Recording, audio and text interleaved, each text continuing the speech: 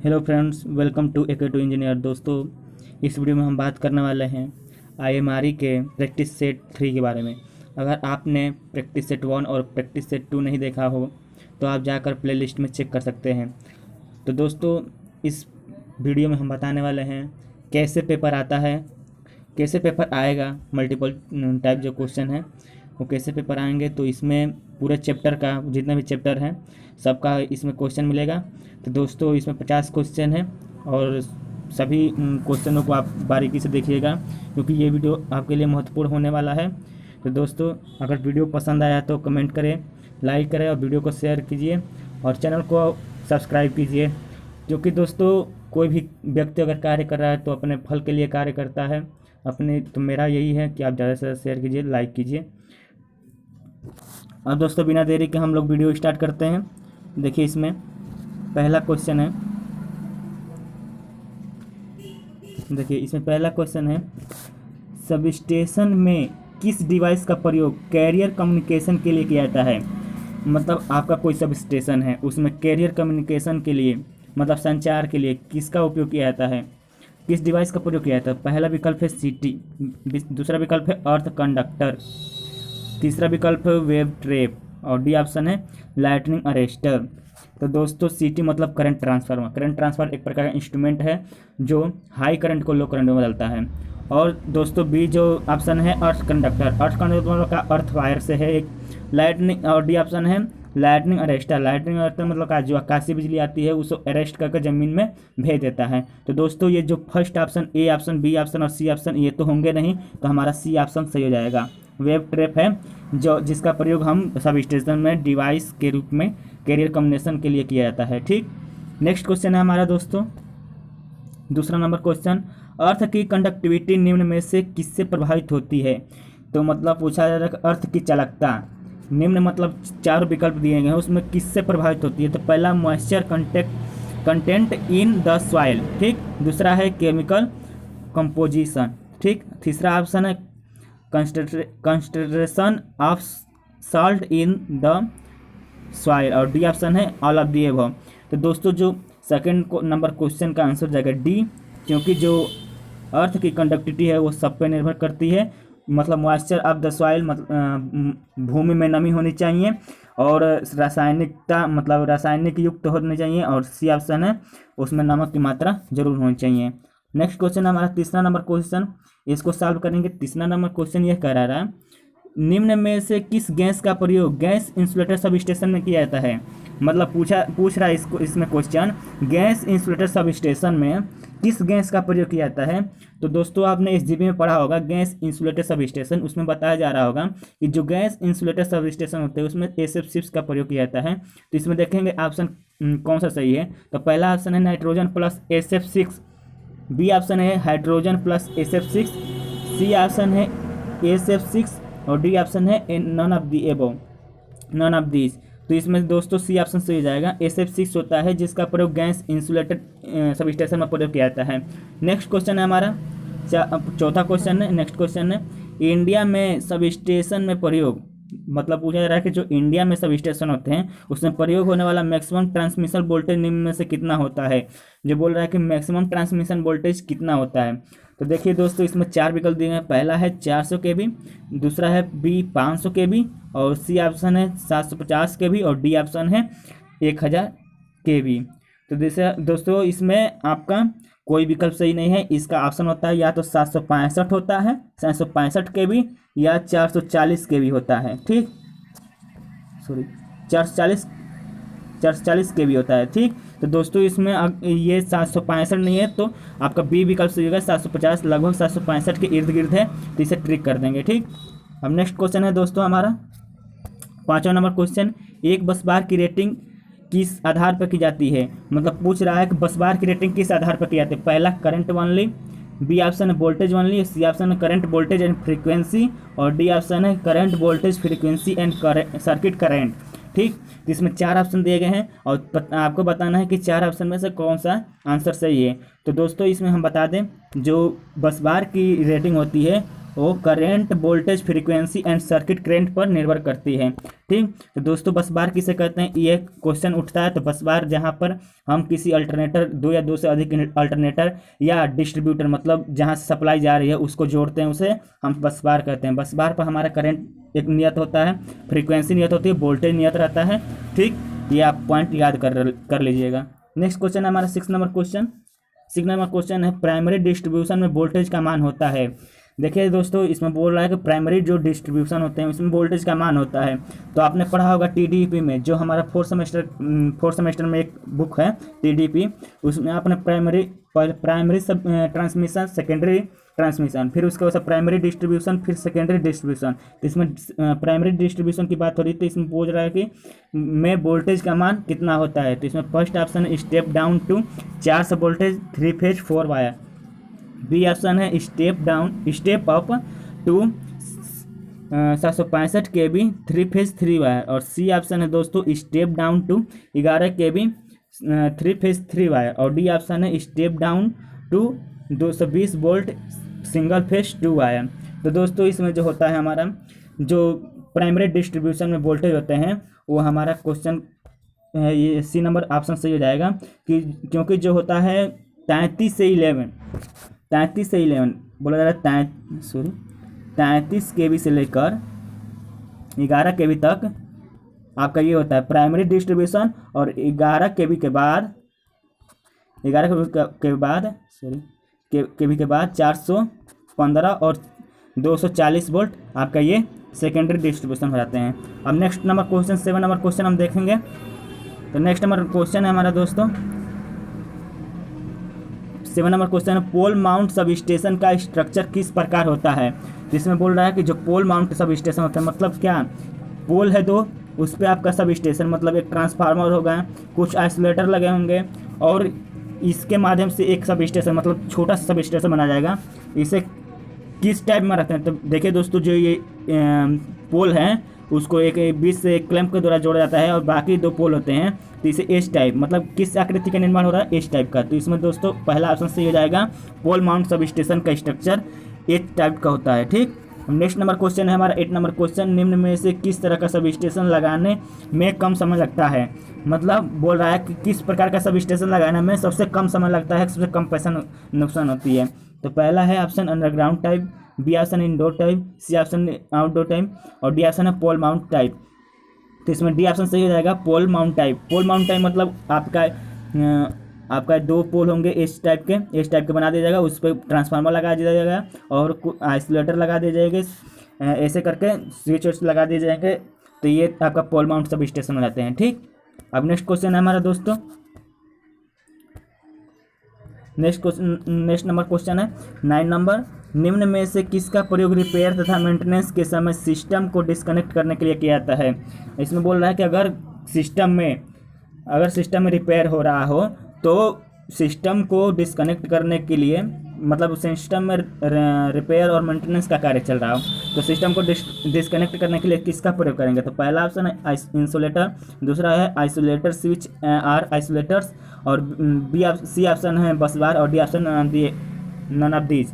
तो दोस्तों जो 9 नंबर क्वेश्चन है उसमें बी ऑप्शन सही हो जाएगा, आइसोलेटिंग स्विच या आइसोलेटर। आइसोलेटर का कार्य होता है परिपथ को जोड़ना या परिपथ को तोड़ना, मतलब कट आउट करना।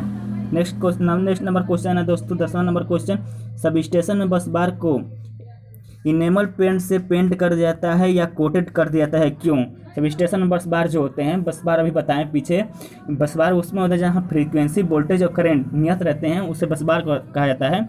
बस बार का प्रयोग हम सब जैसे कि आपके अल्टरनेटर हो गए, वहाँ से सप्लाई लेकर बस बार में डालेंगे और बस बार से ट्रांसमिट करेंगे। तो इसे बोल रहा है कि क्यों उसे कोटेड किया जाता है। तो दोस्तों इसमें 4 ऑप्शन है, तीनों फेज को अलग अलग रूप में दर्शाने या दिखाने के लिए, बी ऑप्शन है डीसी सब स्टेशन में पॉजिटिव तथा नेगेटिव को दिखाने के लिए, और सी ऑप्शन है बोथ ए एंड बी, और डी ऑप्शन है बस बार को ठंडा करने के लिए। तो दोस्तों इसमें हमारा सी विकल्प से आएगा बोथ ए एंड बी।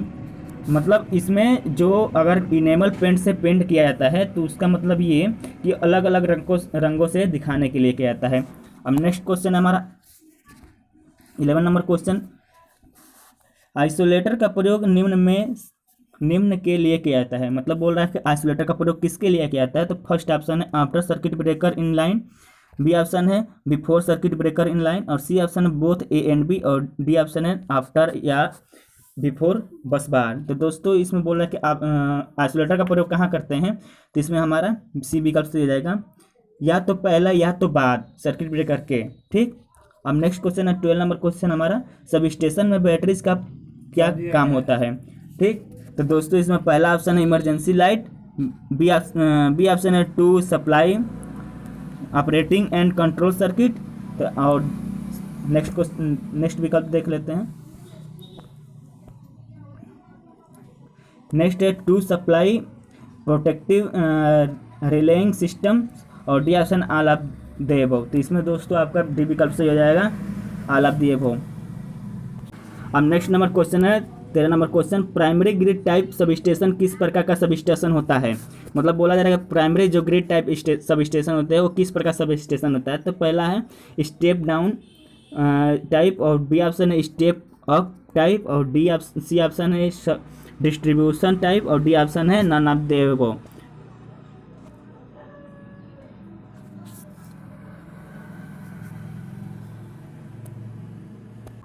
तो दोस्तों इसमें जो हमारा बोल रहा है कि primary grid type sub station होते हैं, तो उसमें हमारा ऑप्शन हो जाएगा, देखिए तो पहले बात बता दूँ ग्रिड टाइप सब स्टेशन क्या होते हैं।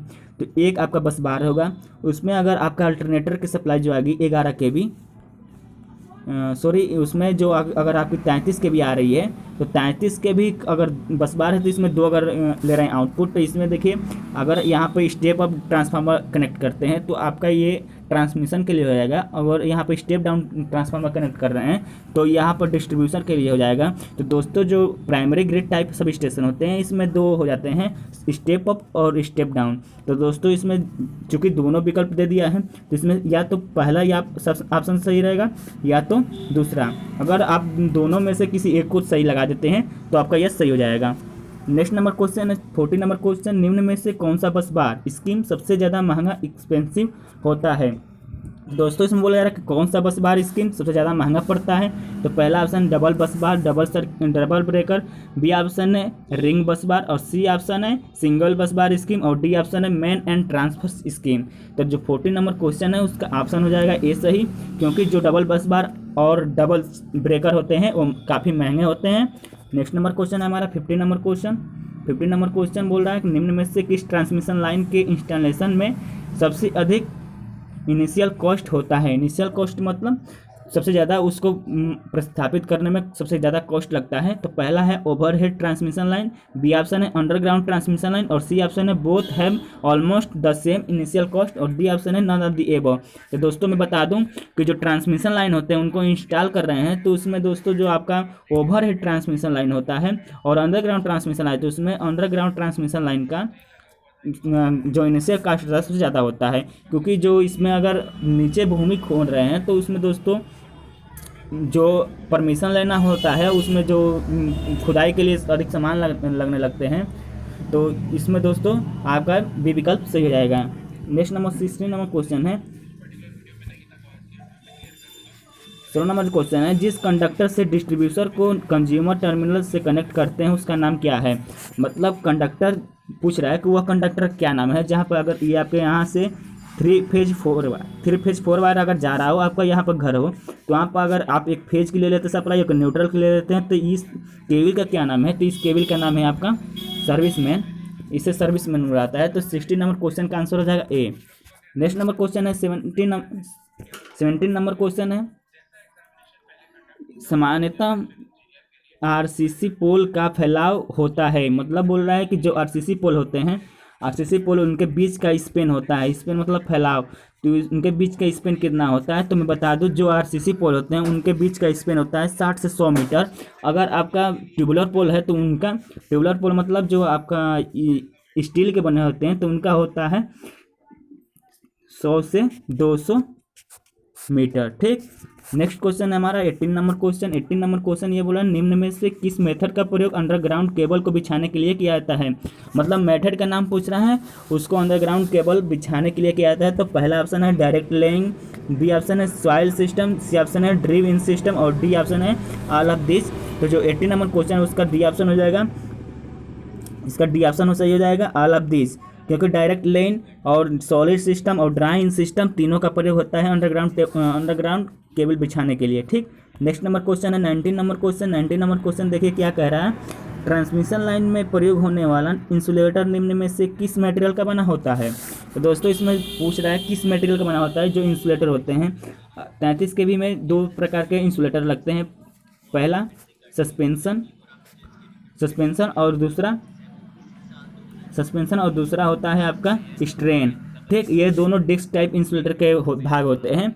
अगर आपका डिस्क टाइप ऊर्ध्वाधर खड़ा हो तो उसे बोलते हैं सस्पेंशन, अगर वर्टिकल मतलब क्षैतिज हो हॉरिजॉन्टल अगर हो तो उसे बोलते हैं स्ट्रेन। ठीक, तो इसमें बोल रहा है किस मटेरियल के बने होते हैं, तो इसमें हमारा डी ऑप्शन से हो जाएगा ऑल ऑफ दी अबव। ठीक, ज़्यादातर आपका पोर्सिलिन का प्रयोग होता है और दूसरे नंबर पर ग्लास का होता है और तीसरे नंबर पर कंपोजिटिव पॉलीमर का होता है। ठीक, composite. Next number question 20 number question, steel core conductor में कौन सा स्टील का प्रयोग किया जाता है।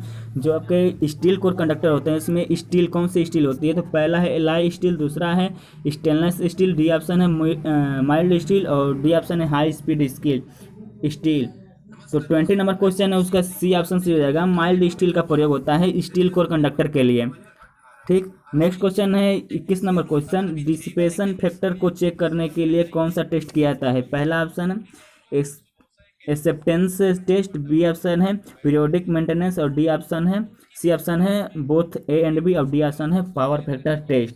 ठीक, जो 21 नंबर क्वेश्चन हो जाएगा उसका आंसर हो जाएगा बोथ ए एंड बी। ठीक, अब नेक्स्ट नंबर क्वेश्चन है 22 नंबर क्वेश्चन, निम्न को टावर को डिजाइन करने के हिसाब से सही सीक्वेंस लगाइए। मतलब टावर को अगर डिजाइन किया जा रहा है तो उसमें सही सीक्वेंस क्या होता है। पहला है डिजाइन डाटा, दूसरा है प्रोटोटाइप मैन्युफैक्चर और सी ऑप्शन बोल रहा हूँ, तीसरा है प्रोवाइडिंग टेस्ट, डी ऑप्शन, चौथा नंबर है प्रिलिमिनरी डिजाइन और डी ऑप्शन है फाइनल डिजाइन और सी ऑप्शन है अर्लियर एक्सपीरियंस। तो ठीक, इसमें दोस्तों आपका बी विकल्प हो जाएगा।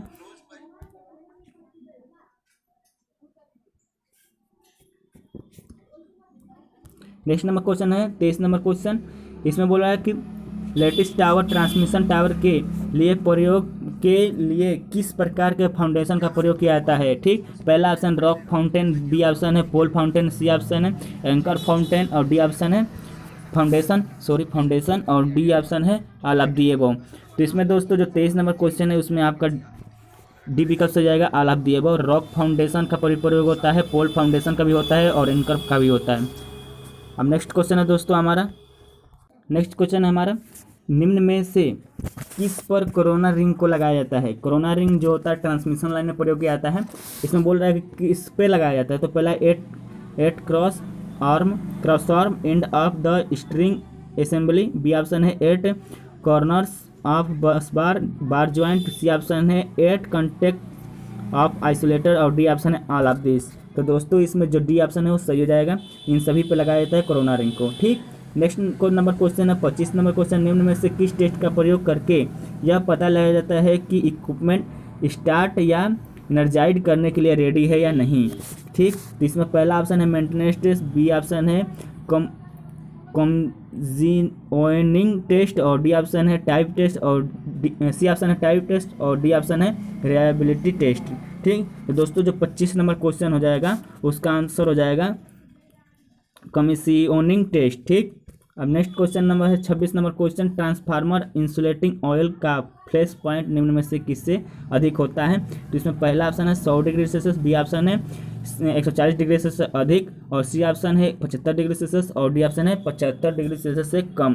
तो इसमें दोस्तों जो 26 नंबर क्वेश्चन है उसका बी ऑप्शन सही हो जाएगा, 140 डिग्री सेल्सियस से ज़्यादा होता है उसका।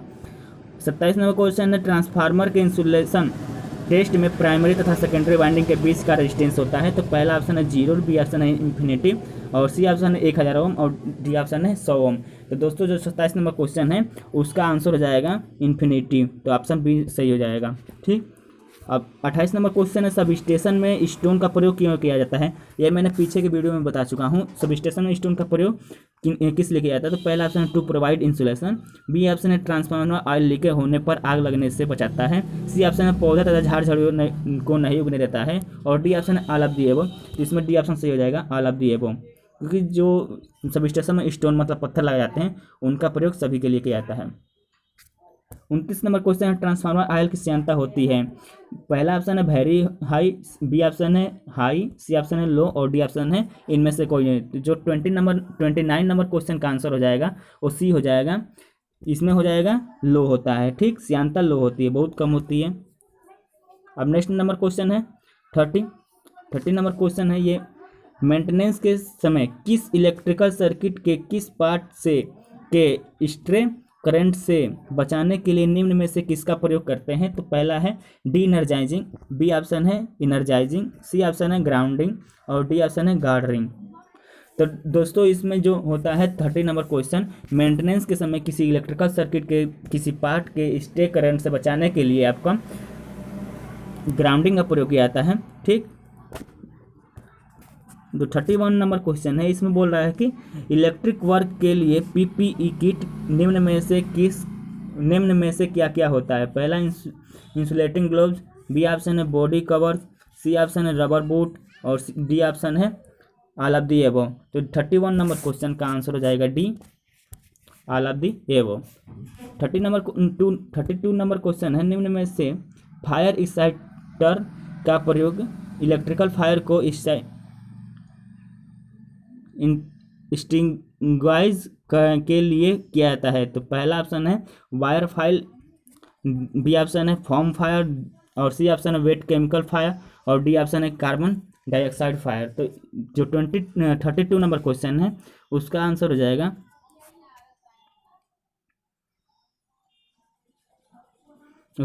जाएगा, कार्बन डाइऑक्साइड फायर। ठीक, 33 नंबर क्वेश्चन है, निम्न में से कौन सा पार्ट कंज्यूमर का होता है?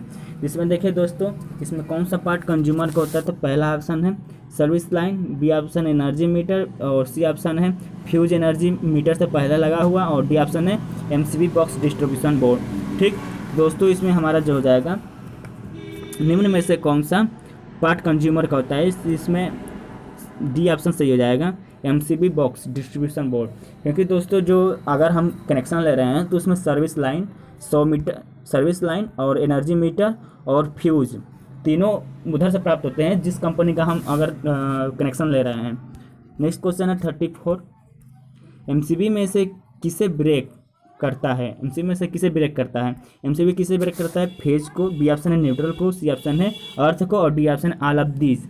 ठीक दोस्तों, 34 नंबर क्वेश्चन का आंसर हो जाएगा ए, एमसीबी का प्रयोग फेज को अलग करने के लिए, में जो फेज को काटने के लिए प्रयोग करते हैं। जो 35 नंबर क्वेश्चन है, रेक आउट का संबंध निम्न में से किससे होता है? किससे है? तो फर्स्ट ऑप्शन है आइसोलेटर मेंटेनेंस, बी ऑप्शन है बस बार मेंटेनेंस, सी ऑप्शन है सर्किट ब्रेकर मेंटेनेंस, और डी ऑप्शन है ट्रांसफार्मर मेंटेनेंस। तो रेक आउट का प्रयोग हम वहाँ करते हैं दोस्तों जहाँ पर हमारा सर्किट ब्रेकर मेंटेनेंस का काम होता है। तो दोस्तों ये 35 नंबर क्वेश्चन रहा, और 35 नंबर के बाद 36 नंबर क्वेश्चन आएगा। तो नेक्स्ट नंबर क्वेश्चन है 36, ट्रांसफार्मर के मार्शलिंग बॉक्स में निम्न में से कौन सा भाग लगा होता है? तो पहला है कंट्रोल वायर, और दूसरा है ओटीआई, और सी ऑप्शन है डब्ल्यूटीआई, और डी ऑप्शन है ऑल ऑफ दीज। तो दोस्तों जो ट्रांसफार्मर के मार्शलिंग बॉक्स में इसमें 36 नंबर क्वेश्चन है, इसमें आपका ऑल ऑफ दीज मतलब पूरा विकल्प सही है, कंट्रोल वायर और ओटीआई और डब्ल्यूटीआई तीनों लगे होते हैं। 37 नंबर क्वेश्चन है, इलेक्ट्रिकल मेंटेनेंस में ईपीएम का फुल फॉर्म होता है? ठीक, तो दोस्तों जो 37 नंबर क्वेश्चन है उसमें बोल रहा है कि ईपीएम का फुल फॉर्म होता है। तो इसमें दोस्तों आपका ईपीएम का फुल फॉर्म होता है इलेक्ट्रिकल प्रिवेंटिव मेंटेनेंस। तो दोस्तों इसमें फर्स्ट ऑप्शन सही हो जाएगा। जो 38 नंबर क्वेश्चन है, यदि किसी इलेक्ट्रिक मोटर का बेल्ट टूट जाए तो उसमें किस प्रकार के मेंटेनेंस की आवश्यकता होगी? पहला करेक्टिव मेंटेनेंस, बी ऑप्शन है शेड्यूल मेंटेनेंस, और सी ऑप्शन है प्रिवेंटिव मेंटेनेंस, और डी ऑप्शन है टाइमली मेंटेनेंस। जो 38 नंबर क्वेश्चन है उसका आंसर हो जाएगा करेक्टिव मेंटेनेंस। ठीक, अगर बेल टूट जाए तो करेक्टिव मेंटेनेंस की आवश्यकता होती है। 39 नंबर क्वेश्चन है इंडियन इलेक्ट्रिसिटी के किस रूल के अंतर्गत डेंजर नोटिस का प्रयोग किया जाता है। तो फर्स्ट ऑप्शन है rule number 35, rule number 44, rule number 49 और रूल नंबर 54। तो दोस्तों इसमें फर्स्ट ऑप्शन से जाएगा रूल नंबर 35 आपको डेंजर नोटिस के का वो होता है, डेंजर नोटिस का इंगित करता है। तो दोस्तों अगर आप इंडियन इलेक्ट्रिसिटी रूल्स का जानना चाहते हैं तो आप IMRE के PDF IMRE के प्लेलिस्ट में जाकर चेक कर सकते हैं। आप मेरे चैनल पर जाएंगे, वहाँ पर प्लेलिस्ट में जाएंगे तो आपको मिल जाएगा इंडियन इलेक्ट्रिसिटी रूल, जितने भी रूल होते हैं सबको मैं बता चुका हूँ।